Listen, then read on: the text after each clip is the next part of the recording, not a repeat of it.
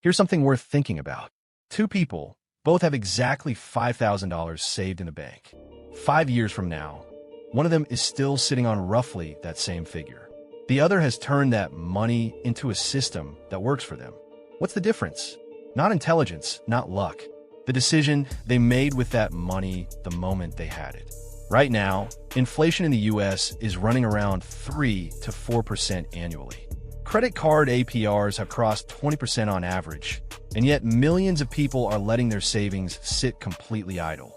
$5,000 is not life-changing money, but the strategy behind it can be. This video is about exactly that: protection, growth, and leverage. Let's get into it. Most people treat their savings account like a wealth-building tool. It isn't. Savings protect you. They don't grow you. And the sooner you internalize that distinction, the clearer your financial decisions become. Here's the hard math. Even the best high-yield online accounts today sit around 4 to 5% annually. That sounds decent until you remember inflation has been averaging 3 to 4% in recent years. You're barely standing still. Meanwhile, the S&P 500 has delivered average nominal returns of roughly 7 to 10% annually over the long term. That gap, compounded over 20 years, is the difference between financial comfort and financial freedom. So what is cash actually for? It's your buffer against chaos, and it needs to be structured. The first layer is a starter emergency fund, $1,000 to $2,000, to handle minor shocks without reaching for a credit card. The second layer is a full reserve, 3 to 6 months of living expenses, or up to 12 months if you work in a volatile industry. Nearly 60% of Americans cannot cover a $1,000 emergency without borrowing. That means most people are one bad month away from derailing everything. The best places to keep this money: high-yield online savings accounts, money market funds, or short-term U.S. Treasury bills. Liquid, low risk, and reasonably protected against inflation. Once this foundation is solid, every other financial decision you make gets sharper. Before you invest a single dollar, there's one question you need to answer honestly. Do you have high interest debt? Because if you do, and you're putting money into the market while carrying a credit card balance at 25% APR, you're not building wealth, you're bleeding out slowly. Here's the math most people ignore. Paying off a debt with a 25% interest rate is equivalent to a guaranteed 25% return on that money. No market volatility, no risk guaranteed. The S&P 500 averages 7 to 10% annually over the long term, and that's before taxes. High-interest debt beats that return every single time, just in reverse. Not all debt deserves the same urgency, though. Credit cards, payday loans, and high-rate personal loans should be eliminated aggressively. On the other hand, a fixed mortgage of 3% or federal student loans under 5% operate under a different logic: the concept of arbitrage. If your debt costs 4% and your investments historically return 8%, carrying that debt while investing makes mathematical sense. The key word is significantly. If the gap isn't clear, pay the debt first. There's also something that numbers alone don't capture. The psychological weight of debt affects how you make decisions, how you sleep, and how clearly you think about your financial future. Eliminating high-interest debt doesn't just improve your cash flow, it removes a constant mental drag, and that clarity is itself an accelerator for everything that comes next. Before we go further, if you're enjoying this video so far, consider giving a like. It really helps the channel and tells YouTube that you're interested in this kind of content. Now let's continue. Once your emergency fund is in place and high-interest debt is gone, the dynamic shifts entirely. You're no longer playing defense. Now the goal is to put capital to work and understand the difference between money that sits and money that compounds. There's a concept worth grasping early: real return versus nominal return. If your investment grows 6% in a year, but inflation runs at 3%, your real return is 3%. Ignoring that distinction creates the illusion of growth without real purchasing power expansion. This is why chasing high nominal numbers without accounting for inflation gives you a distorted picture of actual wealth creation. Let's take the S&P 500 again as a reference. After adjusting for inflation, long-term real returns tend to land closer to 5 to 7%. That real return is what actually matters because it represents purchasing power you're genuinely gaining. And that real return compounded consistently is more powerful than most people appreciate. $5,000 invested today at 5% real return becomes approximately $13,000 in 20 years without adding a single dollar. That number alone isn't life-changing, but it illustrates something important. Time is doing work you're not doing. Now, at just $100 a month to that same investment, over the same 20 years, you'd end up with roughly $54,000 in real purchasing power. Same starting point, same return.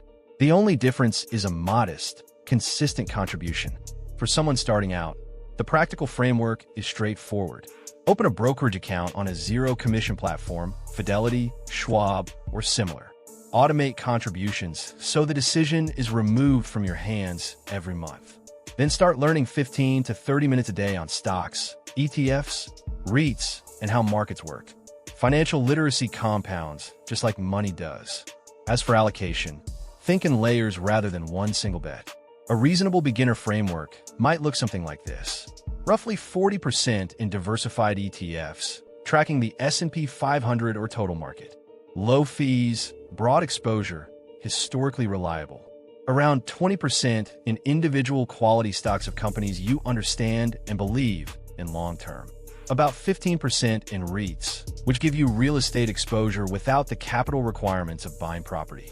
Around 10% in an alternative asset like Bitcoin, not as speculation, but as a non-correlated store of value with a fixed supply in an era of monetary expansion. The remaining 15% kept liquid for opportunities or short-term needs. This isn't a prescription, it's a framework for thinking. Risk tolerance, age, and income stability should all influence how you adjust these proportions. One principle that holds across all of them, dollar cost averaging. Investing a fixed amount regularly, regardless of market conditions, removes the trap of trying to time the market, which even professional fund managers consistently fail to do. Bear markets happen every 5 to 7 years on average. The investors who stay and win, the ones who panic sell lock-in losses and miss the recovery. The stock market isn't the only place capital can work for you. And for some people, a more tangible, hands-on approach actually produces faster early returns while building real-world business instincts at the same time. The fundamental shift here is learning to see every purchase through one question. Does this put money in my pocket or take money out? That's the line between an asset and a liability. A car you use for rideshare income is an asset. A car you finance to sit in a driveway is a liability. Same object, completely different financial reality. With $5,000, there are concrete income-producing paths that don't require a brokerage account. Equipment rental is one of the most underestimated. Event equipment, tables, chairs, tents, lighting can be rented out repeatedly for weddings, parties, and corporate events. Landscaping and power washing equipment serve a market with consistent local demand. Photography and video gear can be rented to creators and small businesses on platforms like Fat Llama or KitSplit. In well-executed cases, the initial investment can be recovered within 3 to 6 months. The gig economy has expanded the infrastructure for this kind of micro-entrepreneurship significantly. Demand is accessible, transactions are digital, and the barrier to entry is low. What makes this model compelling isn't just the return, it's the ceiling. Market investments are capped by market performance. A business built on skill and capital has uncapped upside. That asymmetry is worth taking seriously. Here's something most financial content won't tell you directly. $5,000 is a starting point, not a solution. The real game is building the capacity to invest consistently over time. And that means addressing both sides of the equation, not just where your money goes, but how much of it you're generating. Financial freedom doesn't come from a single lump sum. It comes from 3 things working together: growing your income, increasing your savings rate, and expanding your asset base. Remove any one of those, and the process stalls. On the income side, the options are more accessible than ever. Freelancing, selling digital products, offering online services. These aren't passive income myths. They're real income streams that people are building right now, often starting nights and weekends before transitioning full-time. Beyond side hustles, career leverage is frequently overlooked. Skill stacking, combining 2 or 3 complementary abilities that are rare together, commands a premium in today's labor market. A project manager who understands data analysis and can communicate clearly to executives earns significantly more than one who can only do one of those things. Certifications, negotiation, and strategic job moves can produce salary increases that no investment return can match in the short term. Here's what most people miss. In the early stages of wealth building, your savings rate matters more than your income level. Take two people. The first earns $50,000 a year and consistently invests 10% of it. That's $417 a month.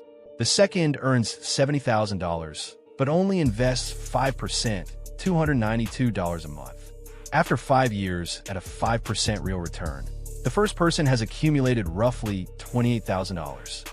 The second, despite the higher salary, has around $19,500. Fast forward to 10 years, and that gap widens sharply, approximately $64,500 versus $45,000. The first person now has enough for a solid down payment on a property, seed capital for a business, or a portfolio generating meaningful passive income. The second person is still playing catch-up with a higher salary. It's worth noting that these projections assume static contributions with no salary growth or increased investment amounts over time, meaning the real difference could be even more significant. The machine that builds wealth isn't your income. It's the percentage of it you consistently deploy. But numbers alone don't explain why some people stay consistent while others don't. Behind all of this is something deeper than strategy. The people who build lasting wealth don't just change their habits. They change how they see themselves. The shift from being someone who spends to someone who allocates capital is an identity shift. An identity, more than any tactic, determines long-term financial behavior. Building capital is only half the equation.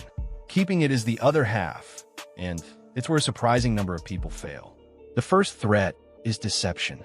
The financial world is full of promises that exploit exactly the kind of ambition this video is trying to build. Guaranteed monthly returns, no risk, high yield, exclusive investment opportunities. These are red flags, not opportunities. The SEC has increased enforcement against fraudulent schemes significantly in recent years, but they keep evolving. If something sounds too clean, it almost certainly is. The second threat is your own body. Medical debt remains one of the leading causes of personal bankruptcy in the United States. Health isn't separate from your financial plan, it's central to it. Your ability to earn, think clearly, and execute consistently depends directly on your physical and mental resilience.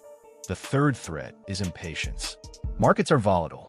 There will be periods where your portfolio drops 20, 30, even 40%. The investors who treat emotional regulation as a skill, not just a virtue, are the ones who stay in long enough to win. Diversification, adequate insurance, and a long-term perspective aren't exciting strategies. They're just the ones that work. The $5,000 isn't powerful because of the amount. It's powerful because of what it represents: discipline, optionality, and the willingness to think strategically about your future. The sequence is simple. Protect yourself first, eliminate financial drag, put capital to work, build income streams, and guard what you've built. That's not a one-time action. It's a way of operating. Most people never start because they're waiting for a bigger number. But financial freedom doesn't begin with a large sum. It begins the moment money stops being idle and starts being intentional. And that moment is always right now. If you found this valuable, take a second to hit the like button. It really supports the channel. And if you want to keep watching more content on finance, investing, and building real wealth, don't forget to subscribe. Thank you for watching.